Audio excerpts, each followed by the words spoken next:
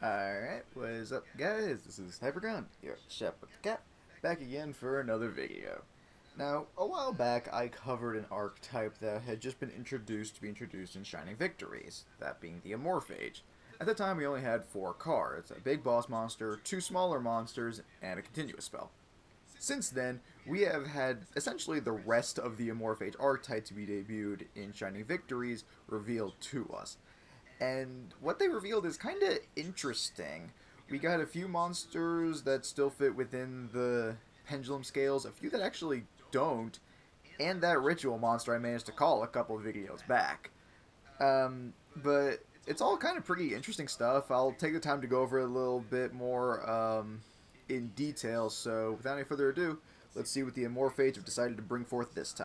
Alright, so starting this off, we have the first 3 new monsters that have been revealed. They are the first 2 of them are level 2 monsters, known as Amorphage Gaster and Amorphage Lux. You can see their pictures right here. They are these 2 guys. They are both Pendulum Scale 5. Gaster has 0 attack and 1850 defense, while Lux has 1350 attack and 0 defense. They both have the standard pendulum effect of during the standby phase, destroy a card unless you can tribute a monster. Now, Gaster says, while you control an Amorphage monster, neither player can activate monster effects, except for Amorphage monster effects. And then Lux has the pendulum effect of, while you control an Amorphage monster, neither player can activate spell effects, except for Amorphage spell cards. Both of these are pretty powerful effects, as they essentially shut down some of the moves that your opponent may have. And then, of course, their standard monster effect of, if this card was pendulum summoned or flip face up, neither player can special summon monsters from the extra deck except Amorphage monsters. The same thing every Amorphage monster thus far has shown. Next up, we have Amorphage Plest. Again, within this little group, he's this little armadillo-looking thing over here. He is level 4, so he does fit within the pendulum scales set forth by this archetype. The last 2 do not, since they're level 2, which makes them a little interesting, but they're probably more used for scales than anything else. Plest is, again, level 4, 0 attack, 1950 defense, standard need to tribute while it's in the pendulum zone during your standby, and then the monster effect of, if it's pendulum zone to flip face up, only Amorphage out of the extra. But his pendulum effect is that, while you control an Amorphage monster, neither player can activate traps except for Amorphage traps. So the 3 monsters that we've covered thus far, these 3 guys right here, can only be used... their main purpose is to slow down the opponents so that they can't use any of their monster effects or spells or their traps. Presumably, the 2 level 2s will be the most useful, since traps are kind of starting to fall out of popularity in the metagame, especially with how pendulum monsters are. So it's primarily monster effects and spell effects. So these 2 will probably be the most useful of the 2, which is why they're not capable to be pendulum summoned. Now, within this particular area, we have one more area, a continuous trap card, known as Amorphage Lysis. I hope I'm saying that right. It has 2 different effects, and you can only use each effect once per turn. The first effect says that all monsters except Amorphage monsters lose 100 attack and defense for each Amorphage card on the field. So, at minimum, your opponent will be losing 100 attack and defense. However, presumably you wouldn't be activating this effect unless you have a lot of Amorphage cards out on the field. So this can be pretty significant, but I doubt this is really the most important part. Here's the most important part.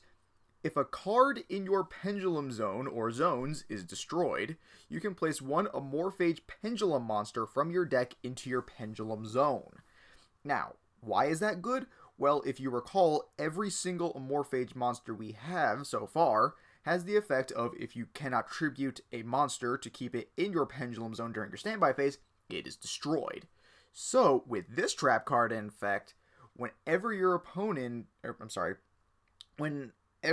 could tribute a monster in order to keep the card in the zone, you can instead decide not to, have it be destroyed, go to your extra deck so it can be pendulum summoned later, assuming it's one of the level 4s, and then you can place another Amorphage monster in that zone, perhaps one that's a little bit more useful, like the 2 level 2s we saw earlier that are used to lock down your opponent. That's a pretty powerful effect. So, again, the first effect, not so great. That second one offers a lot of utility to this deck. That's this trap card right here, by the way. Just something with the Amorphage monsters there. So that's the ones revealed on this particular page. We move on now to another series of them revealed. Now we have a level 6, which is a little interesting because, again, it doesn't fit into the scales of 3 and 5, so this one would have to be tribute summoned. But since it is a pendulum based deck with a lot of level 4 monsters that can be pendulum summoned, it's presumably not that difficult to do. So he has, again, level 6, 2,250 attack and no defense, scale 3. Again, typical pendulum effect. Controller of this card must tribute a monster. Oh, hold on. I just realized this one's a little bit different because this one states that it's not. Hold on, let me check something real quick. I'm just kind of curious about something now. I'm sorry.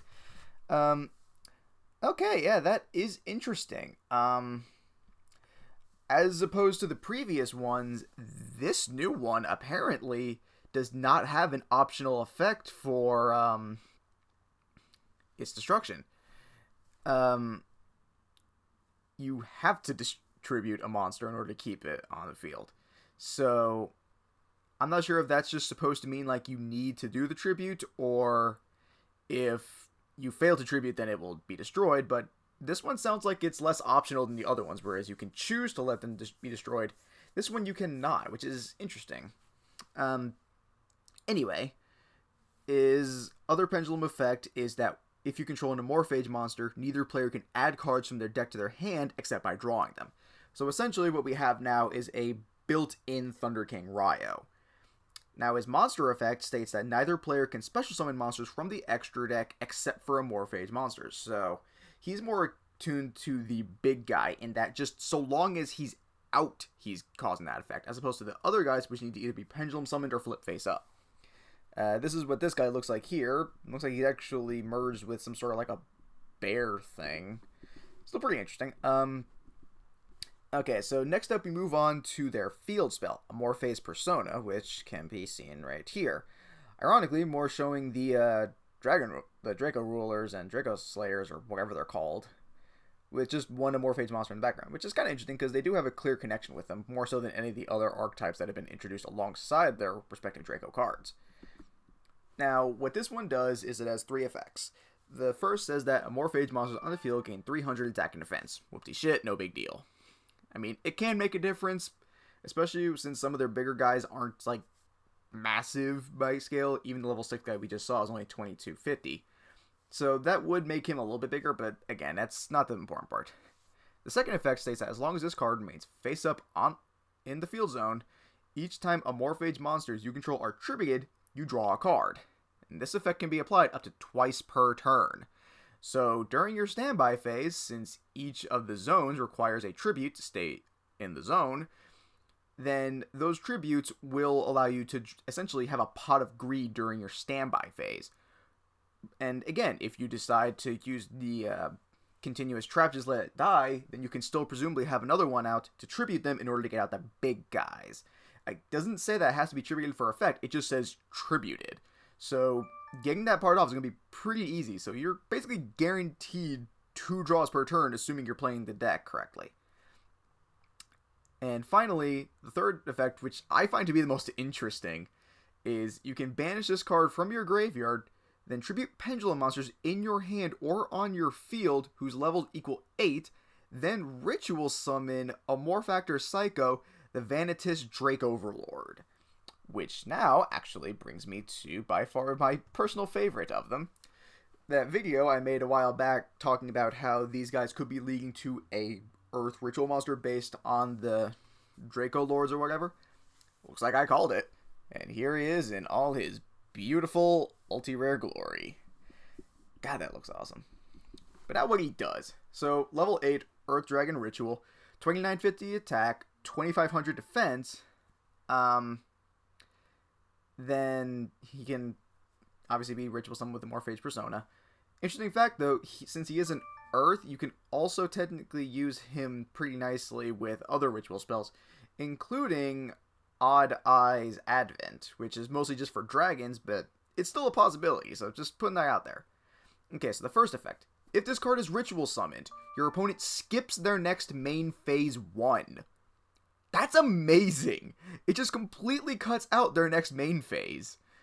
Second effect states that the effects of all face-up fusion, synchro, and Xyz monsters are negated. That's basically shutting out your opponent's extra deck, because most people aren't going in there just for raw bulk. I mean, some people do, but it's uncommon. And finally, if this card is sent from the field to the graveyard, you can add one Draco Ruler monster from your deck to your hand, except this card. Now, that's pretty interesting, but it really only works if you're combining this deck with the Draco Overlords, but regardless, it's still a pretty cool card, and honestly, I am excited about this guy. This guy is broken as hell. But that's all I got for you guys this week. Let me know what you guys think down in the comments below. Of course, you can also like my page on Facebook, so let me know your opinions there. Like this video, subscribe to my channel for further content. Till next time, peace.